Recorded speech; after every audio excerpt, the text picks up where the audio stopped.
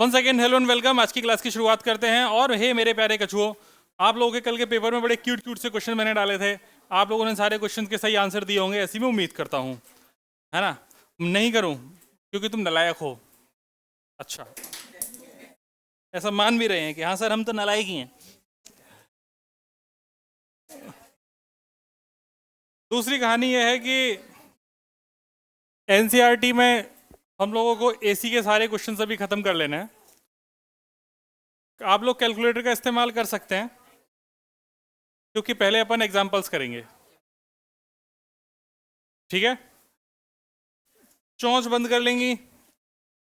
देखा, जैसे ही बोला चोंच बंद कर लेंगी, आंटियां की आवाज एकदम बंद हो गई, मतलब पूरी क्लास में ही आवाज आना बंद हो गई। इससे अपन को क्या शिक्षा मिलती है? हाँ बोलो बोलो, क्या शिक्षा मिलती है? कि जो चोंच है वो कौन चला रही है? आंटियां। Good observation sir, good observation. मैं बस आपके सामने क्वेश्चंस देता जाऊंगा, आप लोगों को सॉल्व करने हैं। एक भी क्वेश्चन टफ नहीं है तो आपको ये सारे सॉल्व करने हैं, बट फटाफट करने हैं।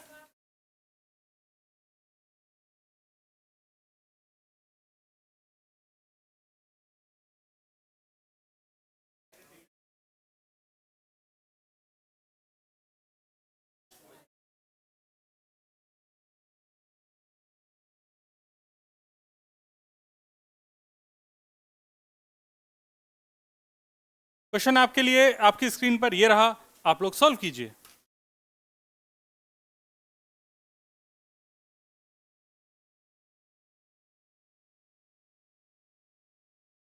सारे फॉर्मूले सब कुछ पता ही है।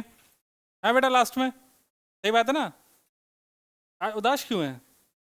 बीवी छोड़ के भागी क्या? नहीं, अच्छा ठीक, बस खुश रहे फिर तो। खाना वाना मिल ही जाएगा, शाम को जाएगा तो।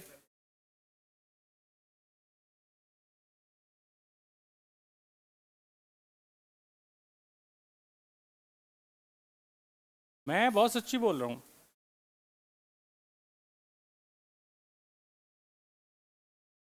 शुरू करें। क्वेश्चन ये कह रहा है, क्या light bulb is rated eight 100 watt for a 220 volt supply. Find resistance of the bulb, peak voltage of the source and the RMS current through the bulb. तो वी पूछा है, वी नॉट पूछा है, आई आर एम एस पूछा है और are पूछा है। तो पावर को आप क्या समझते हैं? जब सिर्फ रेजिस्टेंस हो तो पावर कितनी होती थी?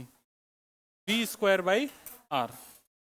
तो आपके पास इस कुछ जो पहला वाला इलस्ट्रेशन है, पहले वाले इलस्ट्रेशन में जो आपके पास पावर है वो वी स्क्वायर बाई आर है। यहाँ पर जो वी है वो कौन सा होगा? Obviously R M S. इस क्वेश्चन में जो आपको दिया गया है वो को क्या दिया गया है? क्वेश्चन में गौर से देखो तो जो पावर है वो 100 वाट है और जो वोल्टेज है 220 है, मतलब आर एम एस ही दिया गया है। तो ये हो जाएगा, रेजिस्टेंस यहाँ से निकालोगे तो हो जाएगा V square by P, obviously R M S. तो ये हो जाएगा 220 का स्क्वायर डिवाइडेड बाई 100 वाट, कितना आ रहा है? 484 ओम आ रहा है इसका रेजिस्टेंस, ऐसा बच्चे बोल रहे हैं। फिर आ जाते हैं इसके फर्स्ट सेकंड पार्ट पे, जिसमें इसने हमसे वी नॉट पूछा है। तो हमको पता है वी नॉट होता है V R M S into root 2, क्योंकि वी आर एम एस था वी नॉट बाई रूट 2। तो इसका आंसर हो जाएगा 220 इंटू रूट 2। तो 220 इंटू रूट 2 की वैल्यू 1.41, कितना आ रहा है? ऑब्वियसली 311। ऐसा बच्चे बोल रहे हैं, मुझे नहीं पता है। और तीसरा कह रहे हैं कि आई आर एम एस बता दीजिए। तो आई आर एम एस निकालने के दो तरीके हैं। एक तो आप I R M S V upon R कर सकते हैं, और दूसरा तरीका है power is equal to V I से भी आ जाएगा। तो मैं इस वाले तरीके से कर दे रहा हूँ क्योंकि वी आर एम एस मुझे पता है, दिस इज 220 और रेजिस्टेंस मैंने निकाल लिया है 484। इसको सॉल्व करके कितना आ रहा है? 0.44 या 45, ऐसा बच्चे बोल रहे हैं, मुझे नहीं पता है, ये बच्चे ही बताएंगे। ठीक है, आओ आंसर्स को मैच कर लिया जाए। Are you ready guys? Answers match किया जाए क्या? चलिए, 484 एकदम सही आंसर है, बहुत अच्छे। दूसरे वाले का 311 एकदम सही है, और तीसरे वाले का 0.44 या 45 जो भी बच्चों ने निकाला। आंसर्स तीनों सही हैं। ठीक है दोस्त, मोहल्ले में शांति, आगे बढ़े। चलो भाई आगे बढ़ते हैं।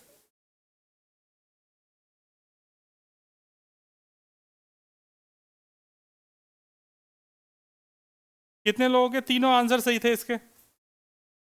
कितने लोगों के दो सही थे? कितने लोगों का एक सही था? ऐसे कितने लोग हैं जिनका एक भी आंसर सही नहीं था? ऐसे कितने लोग हैं जिन्होंने अटेम्प्ट ही नहीं किया?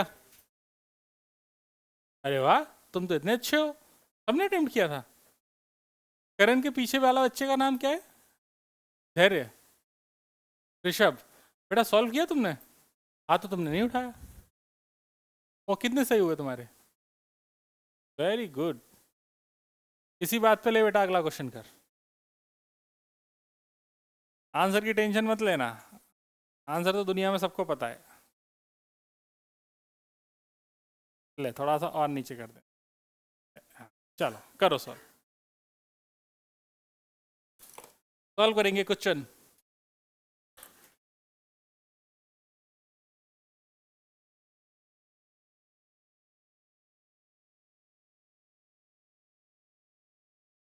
जैसा कि बच्चा पार्टी कह रही है कि इस क्वेश्चन का आंसर आ गया है।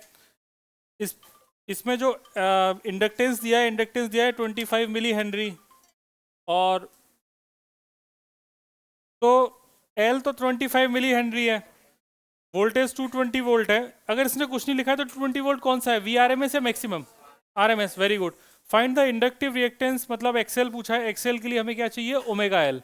ओमेगा क्या होता है, 2 pi F into L. Frequency question में कितनी दी है, 50 हर्ट्स। तो आंसर मेरा आ जाएगा, सबसे पहले तो अपन को निकालना है कितना आ रहा है। तो एक्सेल पूछा है, X L is omega L, omega मतलब 2 पाई एफ इंटू एल, मतलब 2 pi into 50 L is 25 milli henry, मतलब 10 टू पावर माइनस का 3। एक्सेल सॉल्व होके कितना आ रहा था, 7.85, बस इतनी ही। ओके, देन उसके बाद आपसे जो दूसरी चीज पूछी गई है कुछ, वो है आई आर एम एस। तो आई आर एम एस निकालना तो बहुत आसान है। आई आर एम एस के लिए तो आपको क्या करना था, V R M S divided by Z. Question में सिर्फ एल है, तो जो जेड की वैल्यू होगी वो किसके बराबर आ जाएगी, एक्सएल के। जिन लोगों को नहीं याद आ रहा उनको याद दिला दूं, जेड हुआ करता था under root XL minus X C का स्क्वायर प्लस, अब यहाँ पर सिर्फ एक्सएल ही बचा है, बाकी सब तो जीरो हैं, तो जेड की वैल्यू एक्सएल के बराबर हो गई।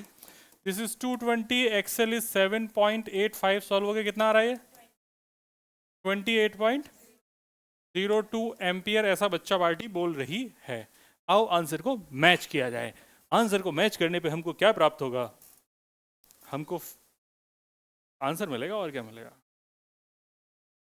7.85, और ये आ रहा है 28 एम्पियर। अपना कितना आ रहा था, ठीक है चलो काम चला लेंगे। क्वेश्चन में कोई डाउट? कितने लोगों के आंसर आ गए, हाथ उठाओ। Very good. कह रहे कछुए तेरा आंसर नहीं आया, करण का पड़ोसी, क्यों? आंसर भाई सही लेके आया, ऐसे थोड़ी होता है। छोटा छोटा छोटा छोटा छोटा छोटा। 7.2 के बाद हम कहाँ चलेंगे बच्चों, 7.3 पे। 7.3 का क्वेश्चन को आप देख लिया जाए। 7.3 का क्वेश्चन ये कह रहा है कि अ lamp is connected in series with a capacitor, predict your observation for DC and AC connection, what happens in each case if capacitance of the capacitor is reduced. चलो बेटा बताओ, सोचो समझो और मुझे समझाओ। सोचो, ऐसे थोड़ी बोलना, थोड़ी तुरंत। दिख नहीं रहा, अरे भोले बच्चे। अब दिख रहा है,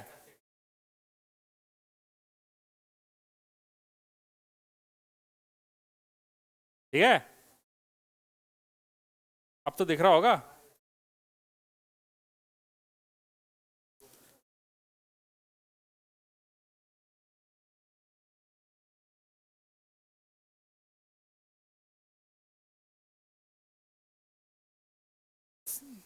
जब सोच लो तो मुझे बता देना।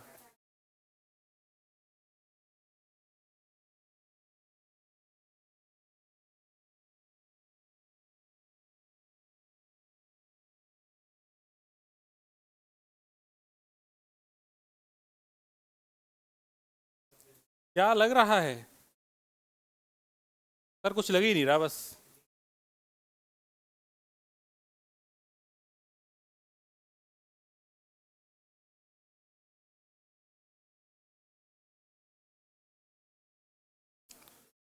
शुरू करें? कोई आंसर देना चाहता है? बेटा हर्षिल, क्या विचार चल रहा है? क्वेश्चन के बारे में किसी और ख्यालों में हो? अच्छा चलो फिर ठीक है। Lamp is connected in series with a capacitor. इसका थोड़ा मतलब समझाना मुझे। लैंप मतलब क्या है? रजिस्टर, बिल्कुल सही, यही समझना है। लैंप मतलब क्या हो गया? Register. Is connected in series with capacitor, तो मतलब आर को किसके साथ जोड़ दिया अपन ने? सी के साथ। Predict your observation for DC and AC connection. अब इन दोनों को मैंने किससे कनेक्ट कर दिया? एक डीसी से और एक बार एसी से। बोला what happens in each case if the capacitance of the capacitor is reduced. क्या होगा, कैसे, ये हमसे कह रहा है, जरा समझा दीजिए। और बातें करते हैं, क्योंकि बातें करने से ही तो सब होता है। सब बातों का ही दुनिया है। ये एक लैंप हो गई और ये हो गया कैपेसिटर, और एक बार इसको अपन ने जोड़ दिया एसी सोर्स से और एक बार अपन ने जोड़ दिया इसको डीसी सोर्स से। तो पहले डीसी सोर्स ही देख लेते हैं, तो डीसी सोर्स से चीज़ें थोड़ी अच्छी हो जाएंगी। डीसी सोर्स का काम क्या था कि इसको एक वोल्टेज प्रोवाइड करना है। कुछ देर के बाद मतलब ये कैपेसिटर चार्ज हो जाएगा। इसके बाद सर्किट में कोई भी करंट फ्लो नहीं करेगी। सर्किट में कोई करंट नहीं फ्लो करेगी तो बल्ब जलेगा नहीं, है ना? तो इसका मतलब यहाँ पर जो कुछ देर के बाद ये बल्ब जलना बंद हो जाएगा। तो यहाँ पर ऐसा है कि bulb will not glow, bulb नहीं जलने वाला है, बस कैपेसिटर चार्ज हो जाएगा, इतना ही होगा। अब आ जाते हैं अपन इस वाले मुद्दे पे। तुमने एसी के साथ क्या किया कि ये तो है आर और यहाँ पर है एक्सी, एक्सी इज 1/ओमेगा सी। अब तुमने जेड निकाला होगा, तो जेड तुम्हारे पास कितना हो जाएगा? √r² प्लस एक्सी का स्क्वायर। और एक्सी की थोड़ी सी और बुद्धि अगर घुमा दोगे तो ये हो जाएगा r² प्लस 1/2πf इंटू सी का स्क्वायर। अब आप यहाँ पर एक काम कर रहे हैं, आप यहाँ पर बोल रहे हैं तुम क्या आ जाते हो यार, बार बार बुलाया नहीं जाता फिर भी आ जा रहे हो। वो बोल रहा है कि अगर अपन इसके कैपेसिटेंस को डिक्रीज करें, हम फ्रीक्वेंसी की बात नहीं कर रहे हैं यहाँ पर, इस बार हमने कैपेसिटेंस की बात करी है। अगर हम कैपेसिटेंस को डिक्रीज करेंगे तो ये पूरी क्वांटिटी इंक्रीज होगी। पूरी क्वांटिटी इंक्रीज होगी मतलब जेड तुम्हारे सिस्टम का बढ़ेगा या घटेगा? अगर जेड बढ़ेगा तो जब तुम सर्किट में जो करंट निकालते थे IRMS, that is VRMS by Z, अगर जेड बढ़ेगा तो IRMS आपके पास बढ़ेगी या घटेगी?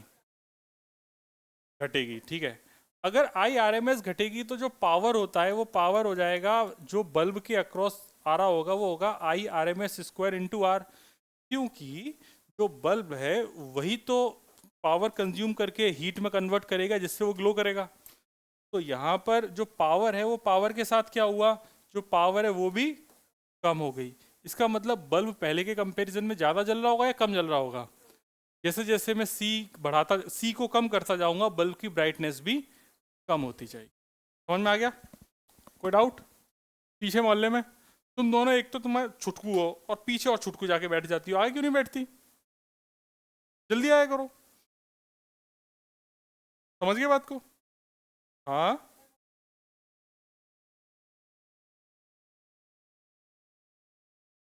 तू वापस से देख। सी को कम किया, ये पूरी क्वांटिटी बढ़ी, ये पूरी क्वांटिटी बढ़ी, तो इसका मतलब जेड बढ़ा। जेड बढ़ा इसका मतलब IRMS कम हुआ, IRMS कम हुआ इसका मतलब पावर कम हुई। हाँ, थोड़ा दिमाग चलाना पड़ता है ना, बीच बीच में थोड़ा गायब हो जाता है। चलो आओ, अब जो इसने लिखा है उसके पढ़ा जाए। ये कह रहा है when a DC source is connected to a capacitor, the capacitor gets charged and after charging no current flows in the circuit. Okay, and the lamp will not glow. समझ गए थे अपन पहले ये सारी बात? There will be no charge even C is reduced with AC source. The capacitor offers capacitive reactance 1/ωc and current flows in it. Consequently, the lamp will shine. Reducing C will increase reactance, the lamp will shine less brightly than before. जो भी बात हमने सोची सारी की सारी बातें एकदम सही हैं, ठीक है कि नहीं? किसी कोई डाउट? श्रिया कोई डाउट? श्रिया की पड़ोसन लावण्या जी, ओके।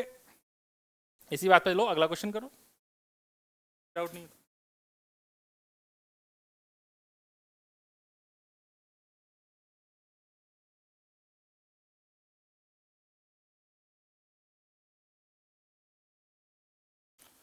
फटाफट सॉल्व करेंगे, क्योंकि बस सॉल्व आपको ही करना है और कोई भी क्वेश्चन ऐसा टफ नहीं है, और सारे मैं आपसे सॉल्व कराऊंगा, ये भी फिक्स है। एनसीईआरटी में आप लोग एक चीज नोटिस करेंगे कि उन्होंने फ्रीक्वेंसी को न्यू से डिनोट किया है, ये वी नहीं लिखा है। इसको बोलते हैं न्यू, न्यू को भी फ्रीक्वेंसी बोलते हैं। तो आप लोग कभी कंफ्यूज मत होना, आप एफ लिखोगे तब भी आपका सही है, न्यू लिखोगे तो भी सही है, नोटेशन को लेके भी कोई परेशानी की बात नहीं है। तो सबसे पहले यहाँ पे रिएक्टेंस निकाल लेना चाहिए कैपेसिटिव, वो होता है 1/ओमेगा सी, 1/2π/fc। वैल्यू डाल के 212 ओम आ रहा है सभी का, आ रहा है नहीं आ रहा? ठीक है। फिर उसने बोला है कि आरएमएस करंट निकाल दीजिए, जब आपको एक्सी पता है, वी आर एम एस पता है, तो 220/212 आपके पास आ जाएगा आरएमएस करंट। तो क्या 220 डिवाइडेड बाई 212 कर लिया आपने आरएमएस करंट के लिए? इससे आपकी जो वैल्यू आ रही होगी, जो कि मैं देख के बता देता हूँ, 1.04 एम्पियर। हाँ ठीक है, वो एक पॉइंट और जाओगे तो राउंड ऑफ कर दिया है।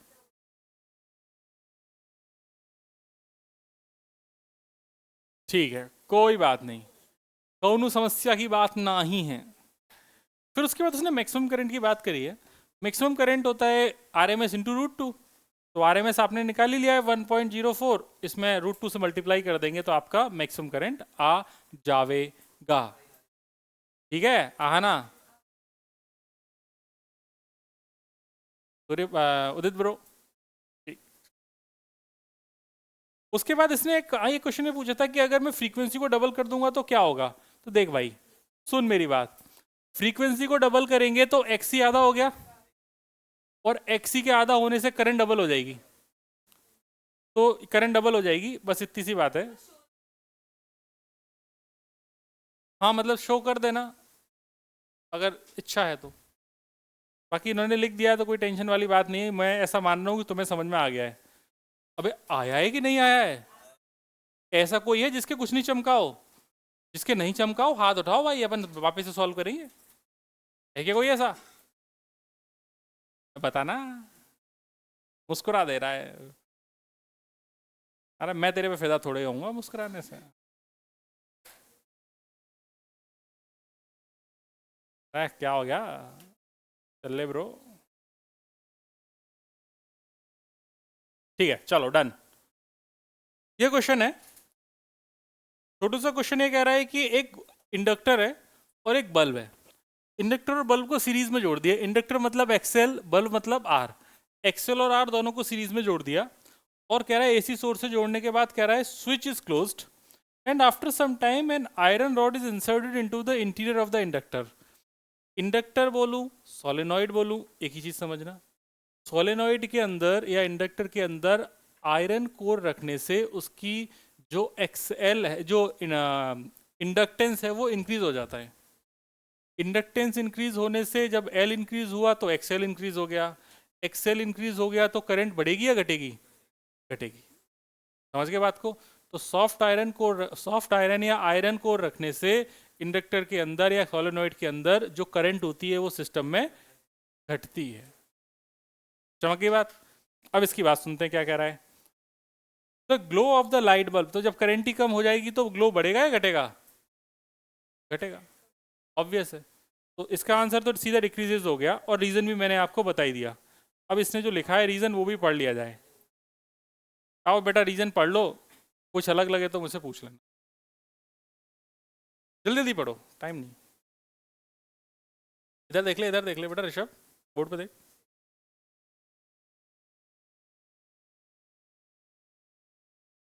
As the iron rod is inserted, the magnetic field inside the coil magnetize the iron, increasing the magnetic field inside it. Hence, the inductance of the coil increases. Consequently, the inductive reactance of the coil increases. अबे सही तो बात है, L बढ़ेगा, XL बढ़ेगा, XL बढ़ेगा, current कम होगी, current कम होगी, पावर कम आएगी, पावर कम जाएगी बल्ब में से, तो बल्ब कम चमकेगा। ठीक है दोस्त, लॉजिक क्लियर है एक स्टेप बाय स्टेप? ये लिखना चाहते हैं या समझ गए? समझ गए। छोटू हो जा।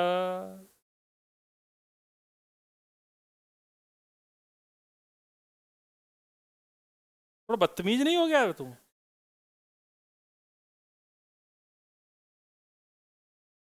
ए से के से अगले क्वेश्चन के लिए आप लोग तैयार हैं?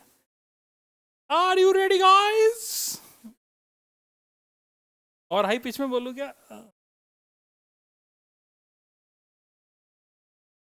फिर मेरी आवाज में और लड़कियों की आवाज में अंतर नहीं रहेगा। लड़कियां बेचारी कहीं भी बैठ के बातें करें तो ऐसा लगता है कि ज्यादा शोर हो रहा है, क्योंकि उनकी पिच बहुत ज्यादा होती है, इसलिए वो अलग से भीड़ में दिखाई देती हैं।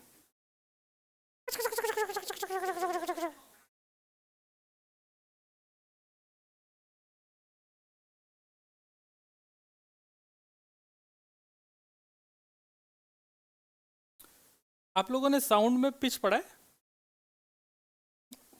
वो पिच नहीं जो अपन ने पढ़ रहे थे अभी कुछ दिन पहले ईएमआई में, वो वाली पिच नहीं, मैग्नेटिक, वो साउंड वाली pitch. Hmm.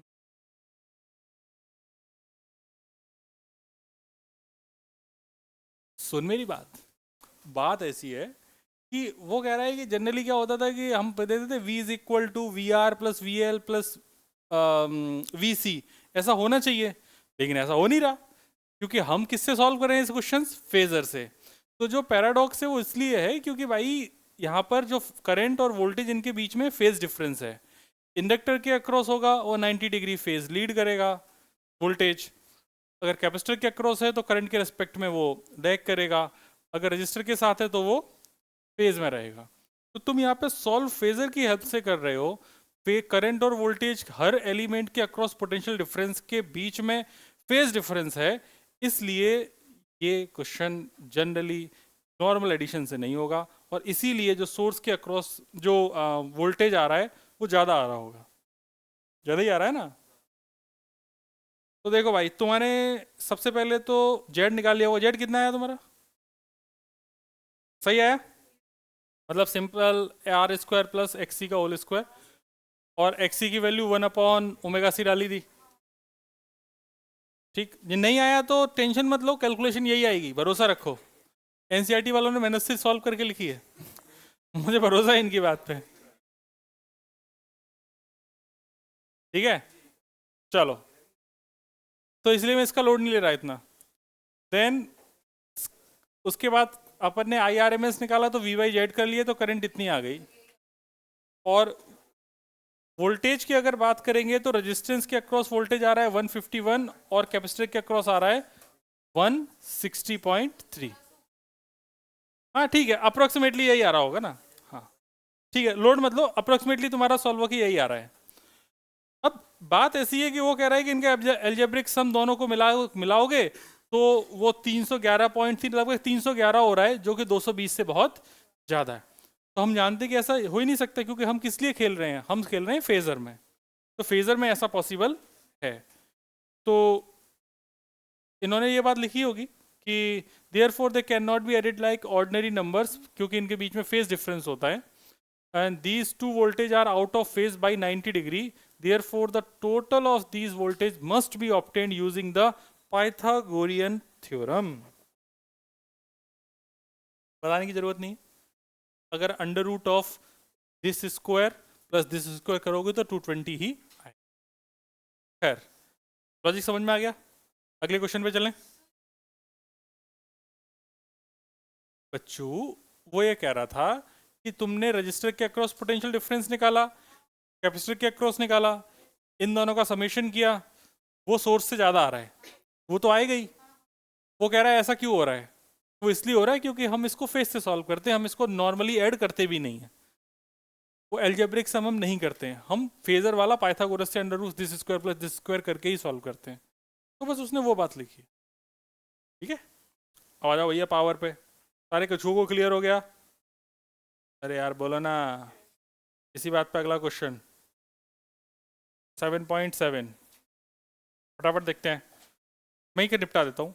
For circuit used for transporting electric power a low power factor implies large power loss in transmission line Y.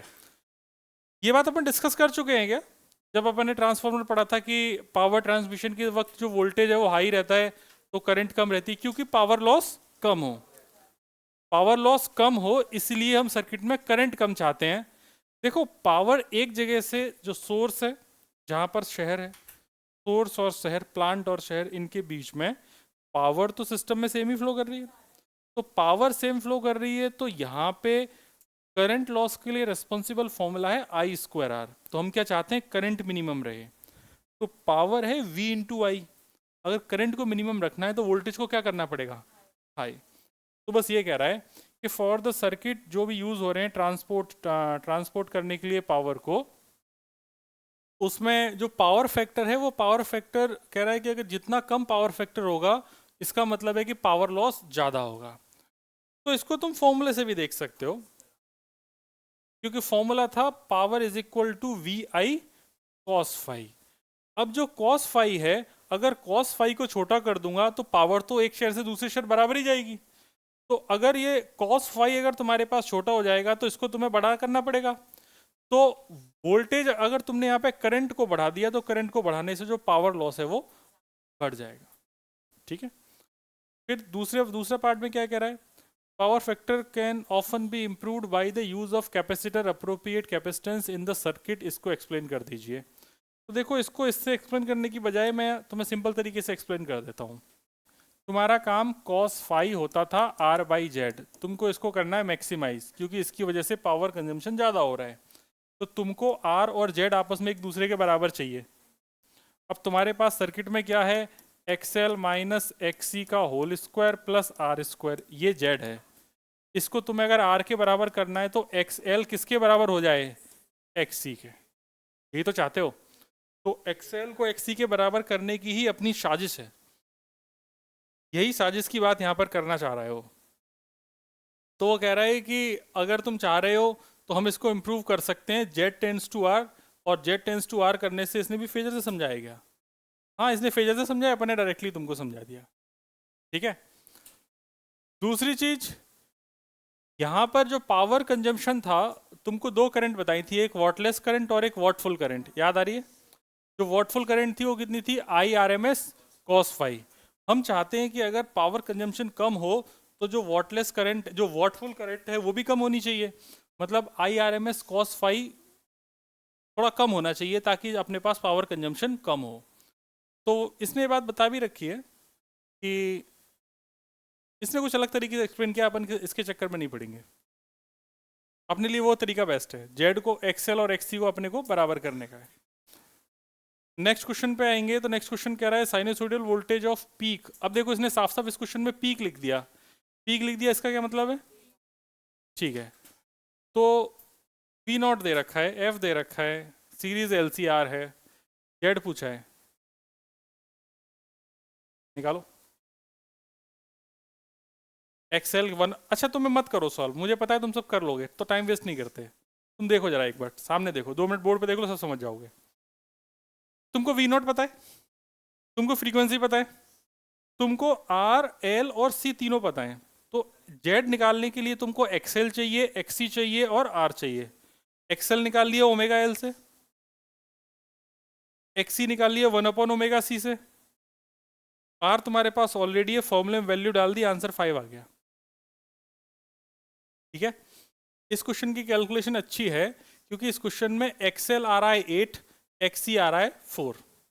तो ये कल क्वेश्चन में अपने कॉपी में लिख दो, X L is equal to 8, solve होके आ गया। X L is 8 ohm, X C is 4 ohm, R is 3 ohm. Z जरा निकालो, 5 आएगा देखो, है ना। एक्सएल माइनस एक्सी का स्क्वायर प्लस आर स्क्वायर, मतलब 3 स्क्वायर प्लस 4 स्क्वायर, आ गया 5। ठीक है, जेड क्लियर। तो जेड तुम्हारा 5 आ रहा है, जो कि यहाँ पे दिख भी रहा है। फिर उसके बाद उसने ना फेज डिफरेंस पूछा है, तो सुनो, ठीक है। फेज डिफरेंस इसने जैसे निकाला है ना, इसने देखो एग्जैक्ट निकाल दिया है, जबकि अपन ने याद कर रखा है टेन थीटा 4/3 मतलब 53 डिग्री होता है। इसने 53.1 डिग्री एग्जैक्ट लिखा है, तो तुम 53 लिख के काम चलाओगे, तुम्हें लोड लेने की जरूरत नहीं है। टेन थीटा का फॉर्मूला याद है? टेन थीटा क्या था? X L minus X C upon R. याद आ रहा है? जिनको नहीं याद आ रहा उन प्यारे बच्चों के लिए बोलना तो मैं घोंचू चाह रहा हूँ, लेकिन समझ गए होगे। ये अपन था, इधर अपन ने निकाला था एक्सएल माइनस एक्सी, इधर था आर और इधर था जेड, ये एंगल था फाई। याद आया? इधर ही तुम्हारे पास वी हो जाता था और इधर ही तुम्हारे पास आई हो जाता था। तो यहाँ से अगर कॉस फाई निकालेंगे तो कॉस फाई की वैल्यू कितनी आई थी? R by Z. और यहाँ से अगर टेन फाई निकालेंगे तो टेन फाई हो जाएगा this Y upon X, that is X L minus X C upon R. तुम इससे भी निकाल सकते हो, इससे भी निकाल सकते हो, जो मन हो उससे निकाल लो, कोई फर्क नहीं पड़ता उससे। मुझे, हाँ मुझे पता है ना कहाँ पे लीड कर रहा है, कौन लैग कर रहा है, वर्ड लगा ले। चमक गई बात? तो जैसे अगर यहां से निकालोगे तो क्या लिखोगे? Cos phi is equal to resistance कितना था बेटा? 3, और जेड कितना आया? 5, तो फाई कितना आ गया? 53 डिग्री। यहां से निकाल लो तो क्या लिखोगे? Tan phi is equal to, ये 8 माइनस कितना था? हाँ, 8 माइनस 4/3 मतलब 4/3, तब भी फाई कितना आ जाएगा? 53 डिग्री। जैसे मन करे वैसे सॉल्व कर लो, ठीक है? चमक गई बात? अच्छा एक चीज और पूछता है, इसने इसमें पूछी कि नहीं पूछी? वॉटलेस वाला नहीं पूछा?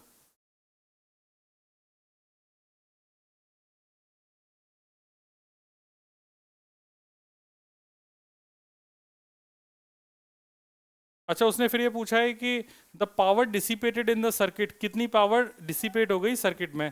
तो इसके लिए तो अपन को पता है पावर हमेशा रजिस्टर के अक्रॉस ही डिसिपेट होती है, तो हम लिख देंगे power I R M S का स्क्वायर इंटू आर, या फिर V R M S I R M S cos Y. सारे आंसर सेम ही आते हैं, चाहे आई आर एम एस का स्क्वायर इंटू आर कर दो, चाहे V R M S I R M S cos phi कर दो। तो उन्होंने आई आर एम एस का स्क्वायर इंटू आर करके पावर निकाल ली है। इसमें कोई डाउट है क्या आपका?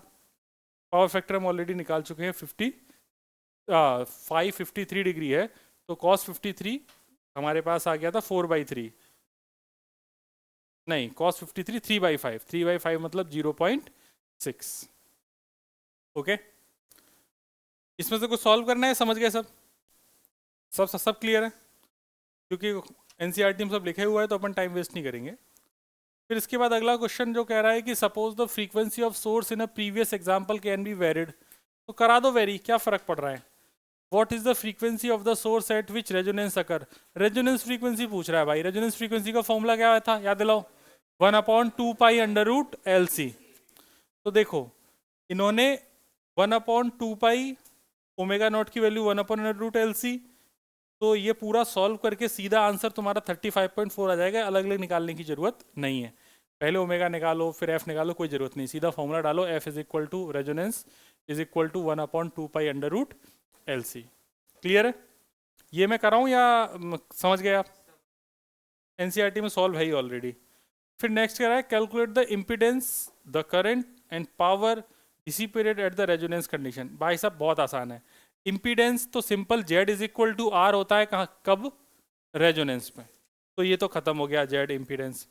आरएमएस करंट होती है V R M S divided by R, क्योंकि जेड की वैल्यू किसके बराबर हो गई? आर के। तो वी आर एम एस तुमने निकाल रखा है 283, और आर की जगह तुमने कितना? 283/√2, और आर की जगह तुम्हारा आ गया 3, तो जो भी आंसर है वो आ जाएगा 66.7। नेक्स्ट कह रहा है calculate the impedance of the circuit, नहीं power, the power dissipated at the resonance condition. तो भाई रेजोनेंस कंडीशन पे पावर सिर्फ किसके अक्रॉस डिसिपेट होगी? रजिस्टर के। या तो आई आर एम एस का स्क्वायर इंटू आर कर दो, या फिर रेजोनेंस कंडीशन पर क्या लिख दो? पावर। तो जैसे मैं अगर लिख रहा हूँ पावर, तो पावर अगर मैं मान लो रेजोनेंस कंडीशन पे लिखूँ तो V R M S cos phi यही लिखूंगा। रेजोनेंस कंडीशन पे ये तो हो जाएगा V R M S, I को लिख दूंगा मैं वी आर एम एस का V R M S divided by Z, इसको यहाँ से हटा दो, और ये हो जाएगा आर बाई जेड। तो ये हो जाएगा V R M S by Z इस पूरे का होल स्क्वायर इंटू आर, तो ये लिखा हुआ है आई आर एम एस का स्क्वायर इंटू आर। यही तो मैं कह रहा हूँ। कि चाहे तुम इस फॉर्मूले से करो क्वेश्चन, चाहे इससे करो, दोनों फॉर्मूले सेम है। जब की बात, क्योंकि पावर किसके अक्रॉस डिसिपेट होती है हमेशा? रजिस्टर के अक्रॉस। इंडक्टर और कैपेसिटर के अक्रॉस पावर डिसिपेट अपन ने कितनी निकाली थी? 0। समझ गई बात? क्योंकि वहां पर जो एवरेज वैल्यू कितनी हो जा रही थी? 0। सब याद आ रहा है कि नहीं आ रहा है? हाँ, कुछ भूलना नहीं चाहिए। फिर उसके बाद अगला क्वेश्चन है कि an airport a person is made to walk through a doorway in a metal detector. Simple सुनो, तुम जाते हो एयरपोर्ट, एयरपोर्ट पे वो एक सिक्योरिटी चेक के लिए एक गेट बना होता है, उसके अंदर तुम जाते हो, तुम्हारे अंदर कोई मेटल ऑब्जेक्ट होता है तो आवाज का ऐसे आवाज करता है। तो वो कह रहा है कि ऐसा क्यों हो रहा है, क्यों हो रहा है ऐसा, कारण बताओ, कारण सहित व्याख्या करो। मतलब उसकी वर्किंग पूछना चाह रहा है कि वो गेट की वर्किंग क्या है। तो गेट की वर्किंग निकालने के लिए लारण्या मोबाइल में क्या देख रही है? अच्छा, ये क्वेश्चन, वेरी गुड। तो इसमें ये कह रहा है कि मेटल प्रिंसिपल है वो रेजोनेंस कंडीशन पे ही काम कर रहा है। ऑलरेडी उस सर्किट का रेजोनेंस सेट है, जो सर्किट उसने बना रखा है, एक ऐसे लूप बना रखा है गेट के अंदर, उस सर्किट का रेजोनेंस पहले से सेट है कंडीशन। तुम जैसे उस मेटल के अंदर मेटल लेके जाओगे तो उसकी रेजोनेंस कंडीशन थोड़ा डिसबैलेंस हो गई। तो उसकी वजह से क्या हुआ कि उसमें एक एक्स्ट्रा इलेक्ट्रिकल इनपुट गया कि भैया तुम्हारा रेजोनेंस स्टेब्लिश अब नहीं रहा है। तो उसके लिए वो बोलेगा कि नहीं भैया हमारा रेजोनेंस खत्म हो गया है। तो फिर वहाँ पर जो भी इलेक्ट्रॉनिक सर्किट है वो ये डिसाइड करेगा कि अब अलार्म को बजा देना चाहिए। इस बात को इसने शब्दों में लिख रखा होगा, पढ़ते हैं। The metal detector works on the principle of resonance in the AC circuit. When you work through a metal detector, you are in fact walking through a coil of many turns. The coil is connected to a capacitor trend so that capacitor is in resonance. When you work through a metal in your pocket, the impedance of the circuit changes, resulting in significant change in current in the circuit. Resonance set था, metal लेके गए, Z change, current change, circuit कहेगा बच गया, resulting in significant change in current in the circuit. This change is current detected by the electronic circuitry. बिल्कुल सही लिखा है। Causes a sound to be emitted as an alarm. ऐसे, ठीक है? चलो समझ गए बात को। ये दो टाइप के कैपेसिटर, ये ट्रांसफॉर्मर मैंने बता दिए तुमको, एक कोर टाइप और दूसरा शेल टाइप। बहुत बढ़िया, शाबाश। तो मेरे प्यारे कछुओं, अब फटाफट एक्सरसाइज सॉल्व करनी है।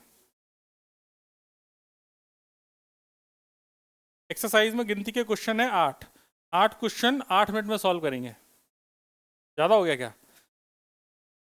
सर भावनाओं में बह गए आप। इतने इंटेलिजेंट हम होते तो सर मज़ा ही नहीं आ गया होता। नहीं इंटेलिजेंट हो तुम, बस कैलकुलेटर तुम्हें दे दिया जाए तो कैलकुलेटर तुम्हारे पास अलाउड है। आज करो जरा सॉल्व, आज अपन इसको निपटाएंगे पूरा फटाफट। खुशी तो देखो लोगों की, कैलकुलेटर मिल गया।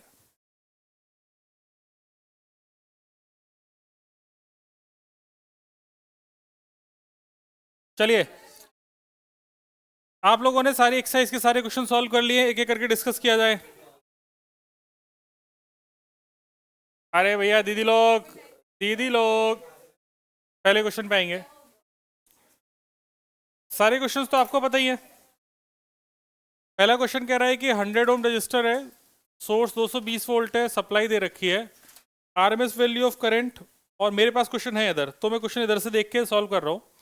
आप लोगों को क्वेश्चन की जरूरत नहीं है, क्वेश्चन आप लोग सॉल्व कर चुके हैं, तो आपकी मेहनत है ऑलरेडी उसमें भरी हुई। तो पहले क्वेश्चन में अगर अपन बात करेंगे तो अपने को जो रजिस्टर दिया है वो रजिस्टर कितना दिया है? 100 ओम रेजिस्टेंस, मतलब 100 ओम दिया है। तो आपको जो VRMS दिया है क्वेश्चन में वो दिया है 220 वोल्ट, एंड फ्रीक्वेंसी दी है वो 50 हर्ट्ज दी है, और अपन से पूछा है IRMS बता दीजिए। सबसे हो गया होगा, IRMS हो जाएगा यहाँ पे VRMS डिवाइडेड बाई Z, हालांकि यहाँ पर R के बराबर है क्योंकि सिर्फ इसमें R ही दिया है क्वेश्चन में। तो IRMS की वैल्यू हो जाएगी 220 डिवाइडेड बाई 100, तो आंसर इज 2.2 एम्पियर। सही है सबका? Yes sir, no sir? ठीक। बी पार्ट देखेंगे, नेट पावर कंज्यूम्ड। तो नेट पावर निकालने के लिए पावर का फॉर्मूला होता है IRMS का स्क्वायर इंटू R। तो इसमें 2.2 का स्क्वायर, और रेजिस्टेंस की वैल्यू कितनी है? 100।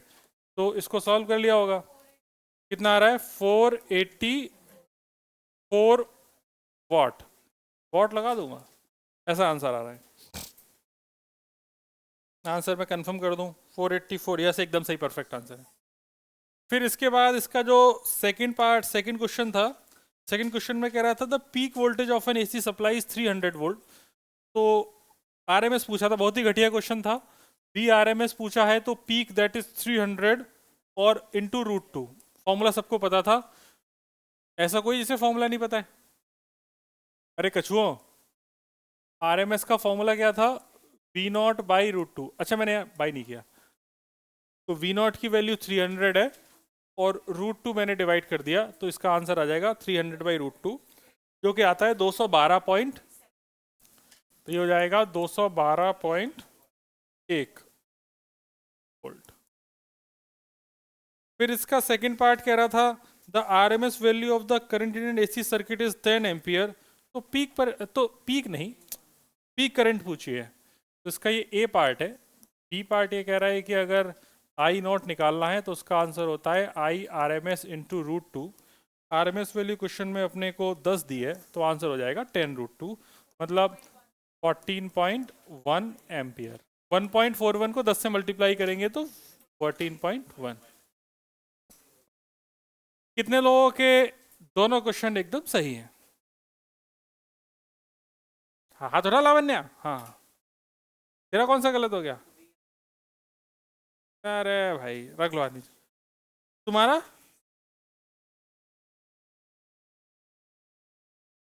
ठीक।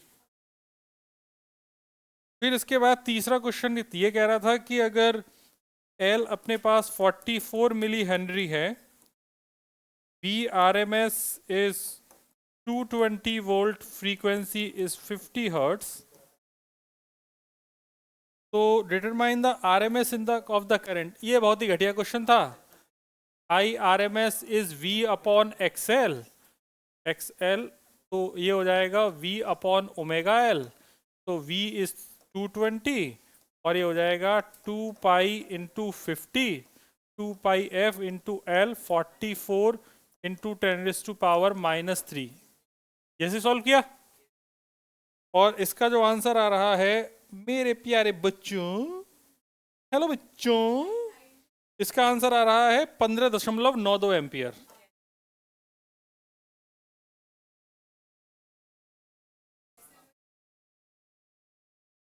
ठीक है, चलो। भोली बच्ची दशमलव को डेसिमल से मिस इंटरप्रेट कर रही। दिसंबर नहीं, डेसिमल को हिंदी में बोलते हैं दशमलव।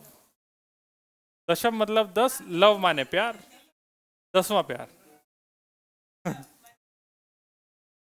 हाँ, दशमलव पूरे लिखा होता है। भोली बच्ची। क्वेश्चन नंबर, इतनी देर में अगला क्वेश्चन सॉल्व हो जाएगा। आंटी जी चाह चुप रहेंगे, फटाफट देखेंगे। क्वेश्चन नंबर 7.4, देख देख जल्दी देख। Capacitance is 60 microfarad, voltage VRMS is 110 volt, obviously RMS है। फ्रीक्वेंसी इज 60 हर्ट्स, इसमें भी इसने करंट पूछा था, तो IRMS हो जाएगा VRMS बाई जेड। जेड की वैल्यू यहाँ पर किसके बराबर होगी? जल्दी बोल, XC के बराबर। R के बराबर कैसे हुई गधे? सिर्फ कैपेसिटेंस ही तो है सर्किट में, तो जेड की वैल्यू किसके बराबर होगी?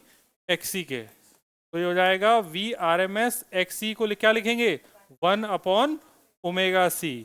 तो VRMS इज 110, ओमेगा की value 2 pi into 60, capacitance is 60 microfarad. Micro मतलब 10⁻⁻6। इसे सॉल्व करके बच्चा पार्टी ऐसा कहना चाह रही होगी कि सर जी इसका आंसर 2.49 एम्पियर आ रहा है। एक ही बात है सर, 4849 एक ही बात है, कोई टेंशन की बात नहीं, राउंड ऑफ होने के बाद। कितने लोगों का चौथा आंसर गलत है? क्या गलत है? पीछे बच्चा पार्टी ने क्या किया है? नहीं नहीं नहीं, ये श्रिया और श्रिया की पड़ोसन लावण्या डिनोमिनेटर में ले लिया पापिन।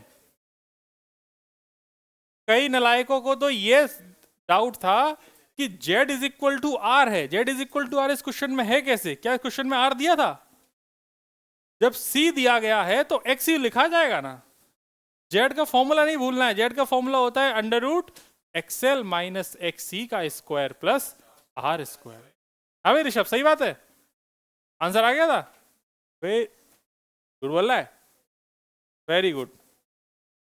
जबरदस्ती का वेरी गुड मत लेना मेरे से, हाँ नेगेटिव मार्किंग कर दूंगा मैं। क्वेश्चन नंबर 7.5 कह रहा है कि इन एक्सरसाइज पहले के दो प्रश्नों में what is the net power absorbed by each circuit? A zero answer है।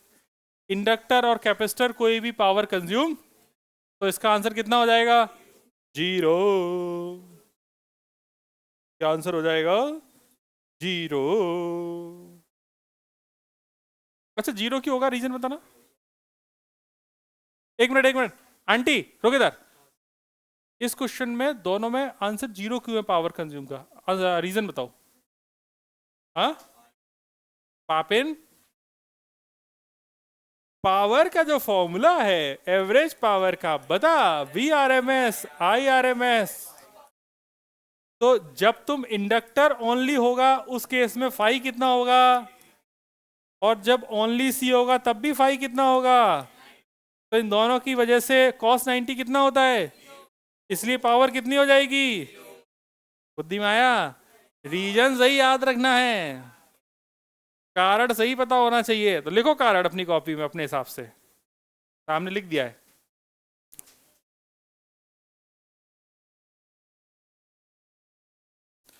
फेज एंगल 90 होने की वजह से cos फाई जीरो हो जाएगा, जिसके कारण पावर कंज्यूम्ड जीरो हो जाएगी। आगे देखेंगे। 7.6 की तरफ ध्यान दिया जाए, जो ये कह रहा है कि हमारे पास कैपेसिटर भी है, हमारे पास इंडक्टर भी है, तो हमारे पास ये बताइए एंगुलर फ्रीक्वेंसी कितनी हो फ्री ऑसिलेशन होने लगे, मतलब रेजोनेंस हो जाए। तो हमसे 7.6 में जानना चाह रहा है रेजोनेंस फ्रीक्वेंसी, एंगुलर फ्रीक्वेंसी, मतलब 1/√LC। वैल्यू चिपका देंगे। एल की वैल्यू क्वेश्चन में कितनी दी है? 27 मिली हेनरी, मतलब 10⁻⁻3। और सी है 30 माइक्रो, मतलब 10⁻⁻6। हे मेरे प्यारे कछुओं, इसको सॉल्व करने में तुम्हें सब याद आ गए होंगे अपने पूर्वज, लेकिन कैलकुलेटर की तुम्हें आज्ञा थी, इसकी वजह से तुम्हारे पूर्वज याद नहीं आए होंगे। हाँ स्कूल में बिल्कुल नहीं होगा, इतना दिमाग होता नहीं है। तो मैक्सिमम जितना कर सकते हो सॉल्व उतना करके छोड़ देना, ठीक है। देखो इसको ना मैक्सिमम सॉल्व करने की कोशिश करते हैं, देखो विदाउट कैलकुलेटर, ठीक है। ट्राई करते देखो कैसे करेंगे। तो आंटी लोग इधर देखो, ये हो जाएगा 9×27 3×3, और ये हो जाएगा 6×3=9, मतलब 10⁻⁻8, ठीक। तो नहीं याद आएंगे तुम्हें अपने पूर्वज। ये हो जाएगा 1/, ये हो जाएगा 3×3 बाहर आ गया, और 10⁻⁻ ये हो गया -4, तो हो जाएगा 10,000 डिवाइडेड बाई 9।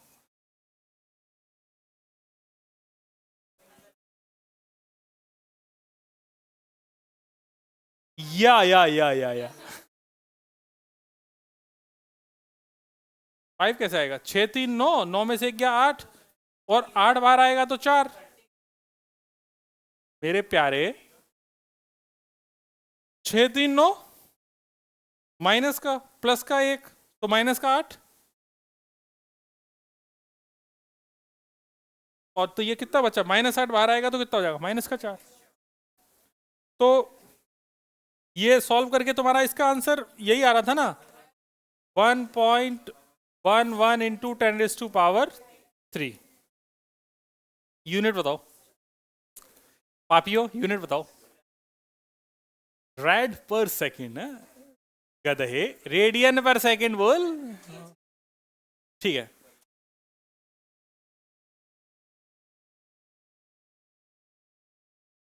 वाह दीदी वाह, वाह दीदी वाह। हाँ भाई मिश्रा जी, आंसर आंसर आ रहे हैं ना सब? मुंडीला, हाँ या नाम है? हाँ चलो भाई, कितने कर निपटा दिए अपन ने? देखो मजाक मजाक में 6 क्वेश्चन हो गए। आओ और निपटाते हैं। ऐसी मजाक करते रहेंगे, क्वेश्चन होते रहेंगे। भाई इस क्वेश्चन में अपने को आर दिया था 20 ओम, कहाँ गया? एल दिया था 1.5 हेनरी, सी दिया था 35 माइक्रोफेरेड। एक कार्टून आता था इस न्यूज़पेपर में पहले प्रिंट होके, उसमें हेनरी था। याद है क्या? तुम लोगों ने पढ़ा है क्या? पहले टाइम्स ऑफ इंडिया में आता था एक कार्टून। न्यूज़पेपर कौन पढ़ता है सर आजकल के ज़माने में? हम तो सर जैन अल्फा बीटा आ गए। आप कहाँ पुरानी बातें कर रहे हैं? आप तो पुराने पापी हैं। अच्छा आप लोग अभी जैन जी हैं? अच्छा ठीक है, मतलब आप लोगों के बच्चे होंगे वो जैन गामा पैदा होंगे, है ना? हाँ शायद।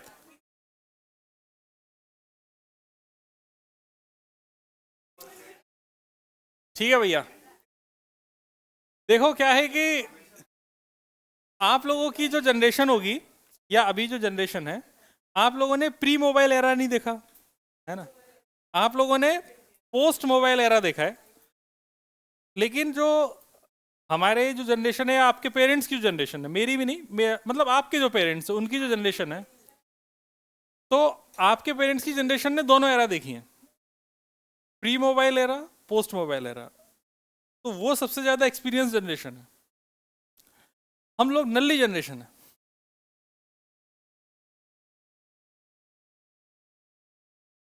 कौन कौन?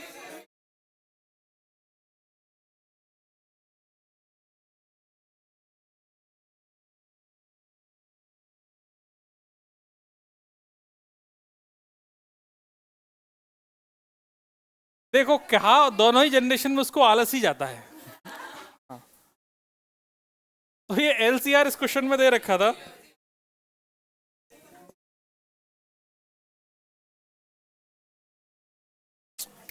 शांत हो जाएंगे। ये क्या क्वेश्चन था घटिया सा? क्या पूछ रहा है इसमें? when the frequency of the supply when the frequency of the supply is equal the natural supply of the circuit, what is the average power transferred to the circuit in one complete cycle? क्या अभी resonance में था ये circuit? क्या आप लोगों ने check किया? लाओ चेक कर लेते हैं। चेक किया है? चेक किया है। तो दिस इज 200 वोल्ट। आप लोगों ने चेक कर कैसे लिया? इसने फ्रीक्वेंसी तो दी नहीं है। बहुत ही क्रेजी चेक कर लिया है सर। अब आप टेंशन ही मत लो।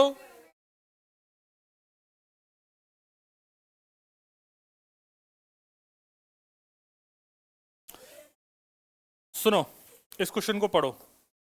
तुम गधो। तुम ना इतना अच्छा क्वेश्चन इतने हल्के में ले गए, तुम समझे ही नहीं बात को। क्वेश्चन को पढ़ो। ये क्वेश्चन ये कह रहा है कि is connected to a variable frequency, मतलब तुमने एल सी आर सीरीज में लगा दिए तीनों, उसके दोनों तार कोने पकड़े और इसको सोर्स से लगा रहे हैं, और जो सोर्स है वो अकेला अलग नाकारा पड़ा है। उस सोर्स की फ्रीक्वेंसी को हम ऑल्टर करेंगे। तो कह रहा है कि variable frequency 200 volt AC supply, when the frequency of the supply equals to the natural frequency of the circuit, this is the condition of resonance. जब सर्किट की जो नेचुरल फ्रीक्वेंसी है वो सोर्स की फ्रीक्वेंसी के बराबर हो गई, तो इसको क्या बोला था अपन ने? रेजोनेंस। तो ये रेजोनेंस है। तो ये रेजोनेंस की कंडीशन इसमें ऑलरेडी इसने एस्टेब्लिश करके दी है। अब बोल रहा है कि अगर इस सर्किट में रेजोनेंस है तो आप बता दीजिए what is the average power transfer to the circuit in one complete cycle. तो रेजोनेंस के वक्त जो एवरेज पावर होगी उसको आप क्या लिखेंगे? वी आर एम एस का square I R M S into cos phi, यही फॉर्मूला है। ये स्क्वायर क्यों लिख रहा हूं मैं? V R M S I R M S cos phi. और रेजोनेंस इसने खुद बोला है क्वेश्चन में। अगर रेजोनेंस बोला है तो उस केस में जो आर होगा, जो जेड होगा, वो आर के बराबर हो जाएगा, क्योंकि हमको पता था रेजोनेंस पे एक्सएल और एक्ससी दोनों एक दूसरे के बराबर होते। तो अगर जेड और आर एक दूसरे के बराबर है तो बेटा cos phi R by Z इसकी वैल्यू किसके बराबर हो गई? 1 के। क्यों? क्योंकि यहां पर आप लिखेंगे this is R upon R, तो इसकी वैल्यू आ गई 1। समझिए, अच्छा क्वेश्चन था यार, तुमने हल्के में उड़ा दिया। समझ गए? सॉल्व कर दिया था ना? Very good. तो सॉल्व होके इसका तुम्हारा आंसर क्या आ रहा था?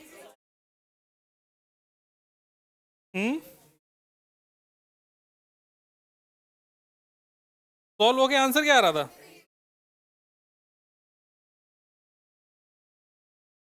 इसको ना एक काम करो। सुनो सुनो सुनो सुनो, इसको ना मैं बता रहा हूं वैसे सॉल्व कर डालो। इसको, इस फॉर्मूले को थोड़ा मॉडिफाई कर लेते हैं अपनी सहूलियत के हिसाब से। ये हो जाएगा V R M S, I को लिख देंगे V R M S by Z, और ये हो जाएगा कॉस फाई। अब देख ये बन गया वी आर एम एस का square divided by Z into cos phi. इसकी वैल्यू अपने लिए कितनी है? 1। तो जो तुम्हारे पास पावर बची वो क्या बची? वी आर एम एस का स्क्वायर डिवाइडेड बाई आर, क्योंकि जेड की वैल्यू किसके बराबर है? आर के। समझ गए? आई आर एम एस कहाँ निकाला है अपन ने? कहाँ निकाला है? वो तुमने निकाला है ना। मैं तो आलसी हूं ना, मैं ऐसा क्यों करूंगा? तो वी आर एम एस का स्क्वायर मतलब 200 का स्क्वायर, और रेजिस्टेंस कितना दिया है क्वेश्चन में? 20। तो बस सॉल्व हो गया क्वेश्चन।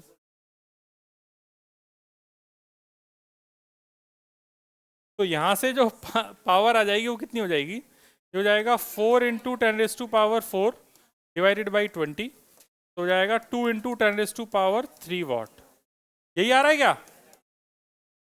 2 किलोवाट। यस सुर, सही बात है सुर। आप लोगों ने गेम ऑफ थ्रोन्स देखा है? कितने लोगों ने गेम ऑफ थ्रोन्स देखा है? पढ़ा है? अच्छा, आप लोगों ने पढ़ाई करी है।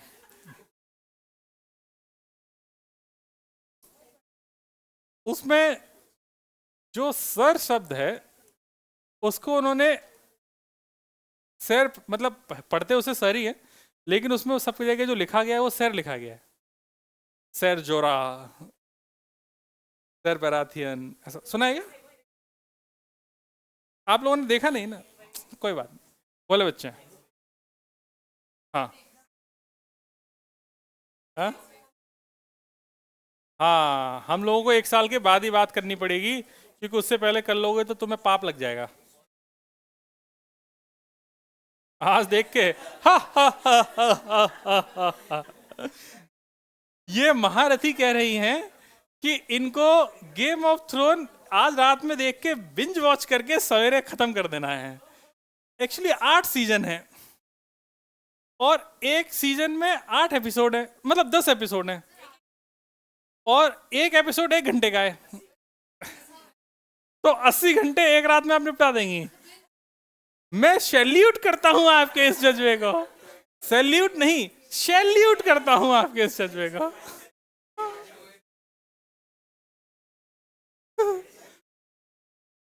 लेकिन बड़ा कॉम्प्लिकेटेड है, मतलब थोड़ा सा ऐसा फ्लो चार्ट बना के मैं समझता था। क्योंकि मतलब देखो, मैं अगर देखना चाहता हूं, मुझे एक चीज समझ में आनी चाहिए।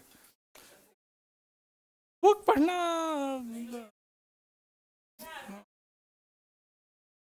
ओपनहाइमर मैंने 80% देखी है, 20% अभी बची है। हाँ, नहीं इंटरेस्ट आया, वो 20% वो छूट गई मेरी, मैंने देखी नहीं उसके बाद। फिर छूट गई तो छूट गई।